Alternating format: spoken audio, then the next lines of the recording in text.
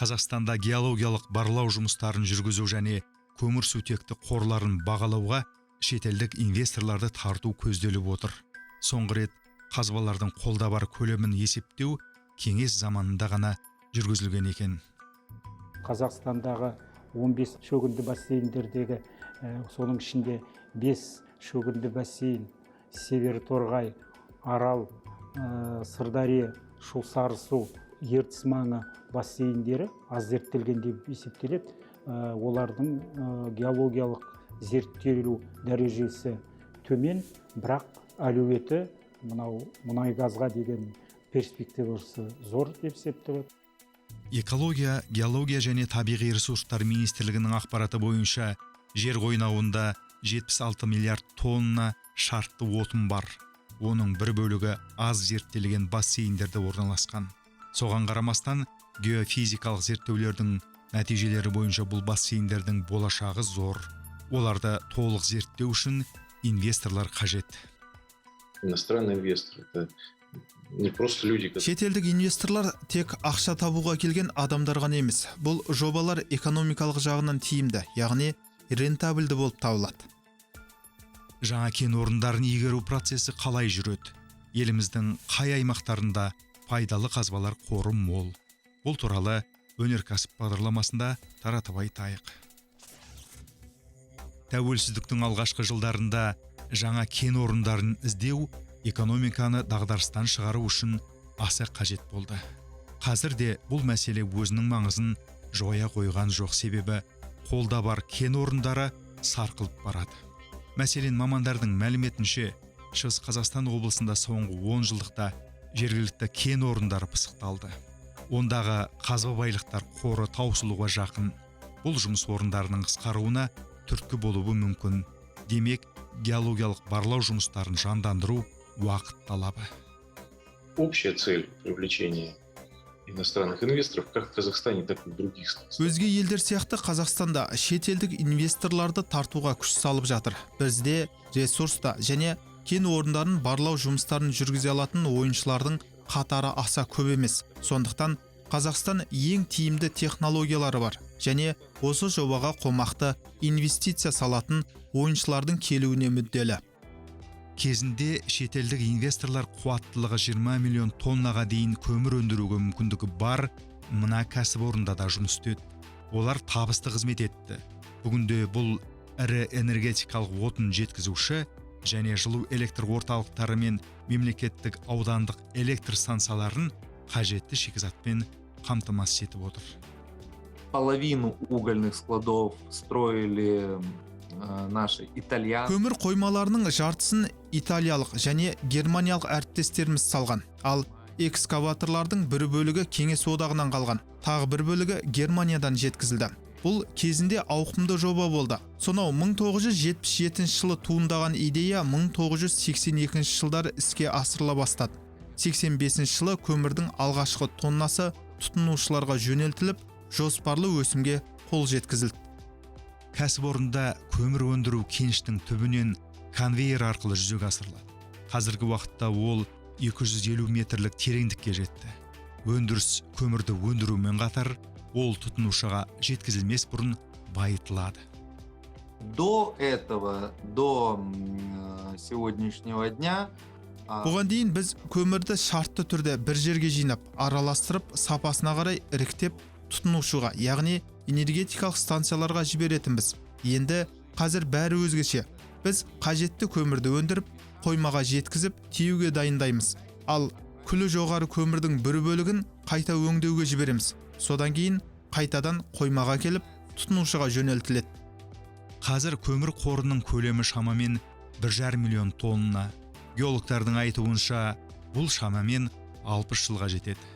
Кен орны ашық тәсілмен игеріледі. Мұнда екі негізгі жұмыс түрі жүргізіледі.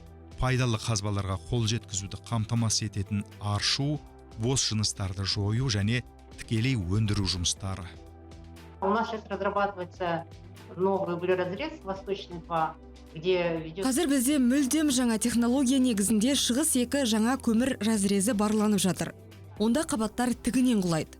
Біздің геологиялық қызмет сынамалар алып, оны өңдейді, содан кейін зертханаға тапсырады. Көмірді өндіру жұмыстары осы талдаулардың нәтижесіне қарай жүргізіледі. Экология министрлігінің мәліметінше, бүгінде елімізде көмірсутекті шикізатты 317 кен орны, 900-ден астам қатты және кең таралған пайдалы қазбалардың 3000-нан астам кен орны бар.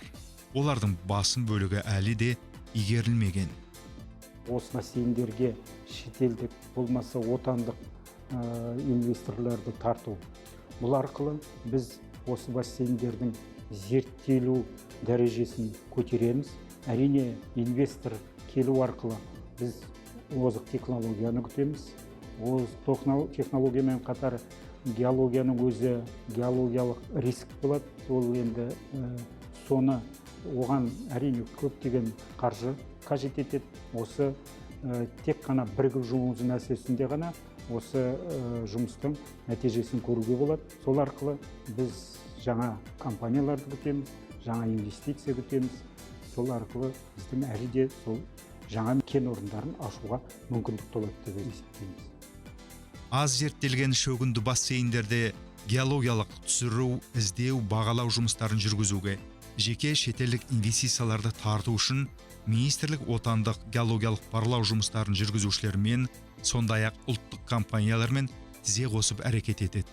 Олардың міндеті аз зерттелген кен орындарына жеке инвестицияларды тарту және бағыттау. Біздің елімізде сондай 15 кен орны бар, олардың 5-еуінде өндіру жұмыстары қолға алынады. Олардың болашағы зор дейді мамандар. Мемлекетіміздің геология комитетінің де жоспары ары қарай осы кен орындарды тереңге қарай, терең бағытта, терең қабаттарда әлі де көз ашылмаған қабаттарды зерттеуге арналған. Сол арқылы біз жаңағы еліміздің минералдық шикізат базасын әлі де жаңа кен орнын қазу көздерін ашу үшін пайдаланамыз деп жоспарлаудамыз. Бұл әрине негізіне жаңағы жеке шетелдік инвесторлардың есебінен болады. Мұнай газдар енді жаңа шөгінді қабаттарда болады, шөгінді қабаттар. Сондықтан мынау шөгінді бассейндер дейміз. 15 шөгінді бассейннен тұрса, жаңа 5 шөгінді бассейн туралы айттық. Олар жаңағы жер қойнауын пайдалануда өндіру жұмыстары жүргізіліп жатыр. Жақсы зерттелген, бірақ тереңге зерттеу әлі де мақсат, әлі де сол тереңдегі қабаттарды ашу. Аз зерттелген шөгінді бассейндерге солтүстік Торғай, Арал, Сырдария, Шу, Сарысу және Ертіс маңы жатады. Геологиялық барлау бағдарламасын зерделейтін мамандардың айтуынша, көмірсутегі шикізатын барлау шығындарының жартысын ұлттық компания көтереді. Это, с одной стороны, понятно, поскольку это, собственно, национальный. Бұл бір жағынан түсінікті. Өйткені Қазақстанда мұнай ұлттық компаниясы мемлекеттің мұнай-газ саласындағы саясатын жүргізу үшін құрылған болатын. Шетелдік инвесторлардың болуы, геологиялық барлау және тау-кен өндірісінде әзірленіп жатқан жобалар нарық үшін аса маңызды, яғни оның тиімді екенін көрсетеді. Сондықтан шетелдік инвесторлардың келгені маңызды. Геологиялық барлау жұмыстарының өзі шығынды процесс, және ол өзін бірден ақтамайды, және кен орнын ашуға 10 жыл кетуі мүмкін. Бірақ барланған кен орнының өнеркәсіптік пайдалануға берілетініне 100% кепілдігі жоқ.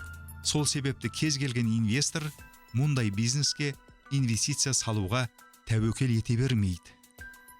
Когда эти компании приходят, получают права на геологоразвитие. Бұл бұрғылау компаниялары, сейсма барлауды және басқа да жұмыс түрлерін жүргізе алатын компаниялар.